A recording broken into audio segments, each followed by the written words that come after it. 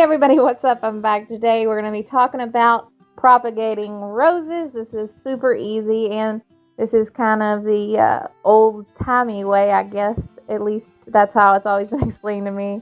Basically, the first thing I'm going to do is I'm going to find the rose bush that I would like to propagate. I'm going to make sure that this rose bush is not patented. You can check that. I think it's Help Me Find. The Help Me Find website will tell you the date of different rose bush when the patent expires and all that. Just something to be aware of. You shouldn't propagate any rose bushes that are currently under patent. Besides, there are plenty of amazing, beautiful rose bushes out there that don't have a patent on them. I know people have different opinions about putting patents on plants and all that, but I'm not going to get into it here. You know, if somebody wants to do that, that's their business, and I can only respect it, I guess. Anyhow, now that I've found my rose bush and made sure that it does not have a patent on it, I'm just going to take a big old stem from it, a big old branch, I guess you'd call it. And I'm going to cut these into little shorter shoots, and I'm going to root them. Now, stems with a thinner diameter seem to root better than the ones with a thicker diameter. That's just my experience. I'm not sure if that's like a real thing or just something I'm imagining, but I always kind of like to keep the circumference, is that the word I want? Diameter.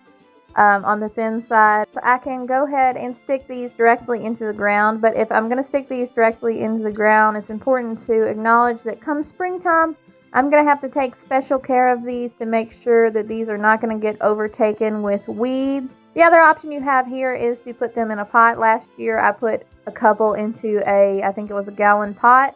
Anyhow, now comes the simple part. You're just going to strip off most of the leaves. Most of these leaves tend to turn brown anyway during this process over the winter. I guess I should obviously mention that it is now fall, and this is the best time to do it. I'm just going to stick my stem into my rooting medium. Ooh, fancy, right?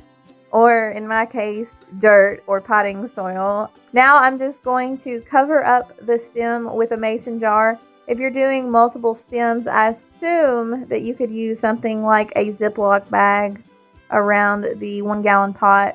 Once I've covered this up with a mason jar, I am just going to leave it outside all winter long, and I'm not going to disturb it. I'm not going to do anything, and then come springtime, you should see signs of new growth.